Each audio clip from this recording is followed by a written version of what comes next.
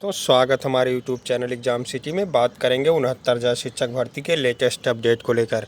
तो इससे पहले अभी तक हमारे यूट्यूब चैनल एग्जाम सिटी को आप लोग सब्सक्राइब नहीं किए हैं तो प्लीज़ सब्सक्राइब कर लीजिए, साथ में बेल आइकन प्रेस कर लीजिए ताकि लेटेस्ट वीडियो का नोटिफिकेशन आप सबको मिलता रहे। दोस्तों 31,277 की नियुक्ति में कई विसंगतियाँ देखने के लिए मिली है। सरकार ने स्वयं कोर्ट में माना है कि कई विसंगतियाँ हुई हैं।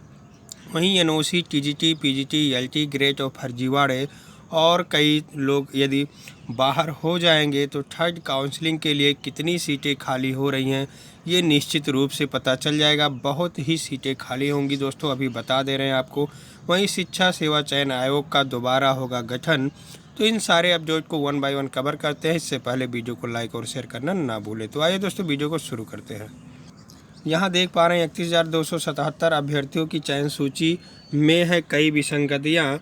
कल सुनवाई था इलाहाबाद हाईकोर्ट की लखनऊ खंडपीठ में। सोमवार को राज्य सरकार ने स्वीकार किया कि सहायक शिक्षक भर्ती 2019 भर्ती की चयन सूची में विसंगतियाँ हैं। साथ ही कहा कि इस विषय में एनआईसी से जवाब तलब किया गया है, जिसका जवाब आने पर कार्रवाई की जाएगी। सुनवाई के दौरान राज्य सरकार ने यह भी स्पष्ट किया कि 31,277 पदों पर भर्तियां फौरी हैं और इनका सुप्रीम कोर्ट के समक्ष विचाराधीन एसएलपी में पारित आदेश के तहत पुनरावलोकन किया जा सकता है। राज्य सरकार द्वारा जवाब दाखिल किए जाने के बाद जस्टिस मनीष कुमार की एकल पीठ ने कहा कि पंकज यादव द्वारा दाखिल इस याचिका पर कोई भी आदेश पारित करने की आवश्यकता नहीं है। याचिका में कहा गया था कि बेसिक शिक्षा भर्ती 2019 में उससे कम अंक पाने वाले अभ्यर्थियों को काउंसलिंग के लिए बुलाया गया है, जबकि अधिक अंक होते हुए भी उनका नाम 24 सितंबर 2020 को घोषित की गई चयन सूची में नहीं है और न ही काउंसलिंग के लिए बुलाया गया है। दरअसल याची की अधिवक्ता का आरोप था कि ओबीसी कैटेगरी में याची के क्वालिटी पॉइंट मार्क्स 71.1% है, किंतु उसे काउंसलिंग के लिए नहीं बुलाया गया, जबकि 68.78% अंक पाने वालों को बुला लिया गया है। तो ऐसी विसंगतियां हैं। अब शिक्षक भर्ती 2019 जो एनआईसी की रिपोर्ट आने के बाद कार्रवाई की जाएगी। हाई कोर्ट ने याचिका पर नहीं दिया आदेश। यहाँ देख सकते हैं शिक्षकों की नियुक्ति फौरी पुनरीक्षण हो सकेगा। दोस्तों यहाँ इनकी नियुक्तियाँ फौरी हैं, कोर्ट के अधीन है। जब कोर्ट का फैसला आएगा, यदि फैसला बदल जाता तो इनकी नियुक्ति भी बदल जाएगी। आप देख सकते हैं यहाँ आप देखेंगे शिक्षा सेवा चयन आयोग का दोबारा गठन होगा। उत्तर प्रदेश सेवा चयन आयोग का गठन की प्रक्रिया अब दोबारा होगी। पिछले वर्ष गठित आयोग को प्रभाव में न लाते हुए रद्द किया जाएगा और नया आयोग गठित किया जाएगा। तो दोस्तों अभ्यर्थी कमेंट करके पूछते रहते हैं कि कितनी की सीटें थर्ड काउंसलिंग के लिए बचेंगी।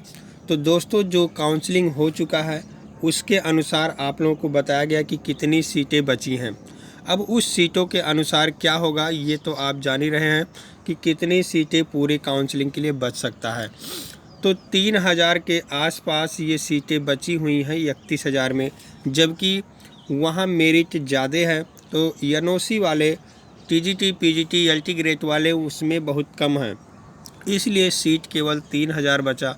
लेकिन पूरे पदों पर जब भर्ती कराई जाएगी तो सीटों का आंकड़ा बहुत ज़्यादा होगा, क्योंकि आप लोग जान रहे हैं कि जो एनओसी केवल है 10 से 12,000 लोग हैं केवल एनओसी वाले, और इनको इसमें भर्ती में मौका नहीं दिया जाएगा। अब यानी नियुक्ति पत्र इसमें नहीं दिया जा रहा है, इनको बाहर किया जा रहा है। काउंसलिंग के लिए भले बुलाया गया लेकिन इनकी काउंसलिंग नहीं हो रही है।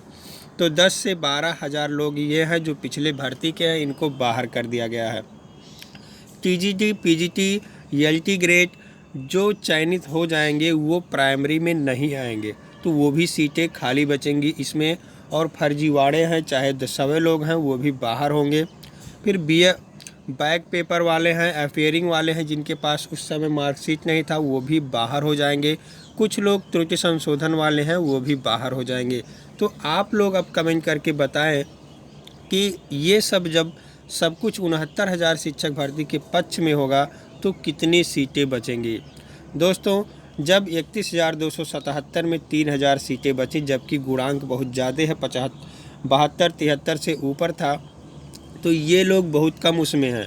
और जब 67,000 में आएगा तो ये लोग, इन लोगों की संख्या काफ़ी ज़्यादा होगी। जो बाहर होने वाले हैं उनकी संख्या काफ़ी ज़्यादा होगी, क्योंकि 68,500 अर्थात एनओसी वाले, टीजीटी, पीजीटी, एलटी ग्रेड, फर्जी वाले, एनबीएस वाले, सभी प्रकार के विद्यार्थी ज़्यादातर लोग इसी में मिलेंगे। यानी 37,000 में जो है चयनित, उसी में मिलेंगे। जो रिजर्व किया गया है उसी में मिलेंगे, यानी कम गुणांक, यानी 70, 71 के नीचे ही है उनका गुणांक, अर्थात ज़्यादा सीटें बचने की उम्मीद है। तो कम गुणांक वालों के लिए मौका है एक बार फिर से थर्ड काउंसलिंग के लिए। जब थर्ड काउंसलिंग होगी तो सीटों की संख्या ज़्यादा होगी, देख लीजिएगा। आप लोग भी कमेंट करके बता सकते हैं कि कितनी सीटें खाली होंगी। हम तो बार बार कह रहे हैं कि लगभग 15,000 से कम सीटें नहीं बचेंगी। कुछ लोग कहते हैं 3-4 हज़ार सीट बचेगी, तो 3,000 सीट तो 31,000, इतने गुणांक, कई इतने ज़्यादा गुणांक पर भी 3,000 सीट बच गया तो निश्चित रूप से वो सीट बचेगा। पहले भी हमने बताया था दोस्तों कि 2,500 से 3,500 या 4,000 के बीच में सीटें बचेंगी और 3,000 के आसपास सीटें बच रही हैं। तो इसी प्रकार से आप अंदाज़ा लगा सकते हैं कि लगभग दोस्तों 15,000 से कम नहीं, ऊपर ही सीट बचने वाला आप लोग देख लीजिएगा। तो ज़्यादा जानकारी के लिए हमारे टेलीग्राम चैनल से जुड़ सकते हैं, लिंक आपको वीडियो के डिस्क्रिप्शन में मिल जाएगा। और इससे पहले अभी तक हमारे यूट्यूब चैनल एग्जाम सिटी को सब्सक्राइब नहीं किए हैं तो प्लीज़ सब्सक्राइब कर लीजिए, साथ में बेल आइकन प्रेस कर लीजिए, ताकि लेटेस्ट वीडियो का नोटिफिकेशन आप सबको मिलता रहेगा। और हाँ, कितनी सीटें बच सकती हैं आप लोग कमेंट करके ज़रूर बताएं। तो बहुत बहुत धन्यवाद वीडियो देखने के लिए।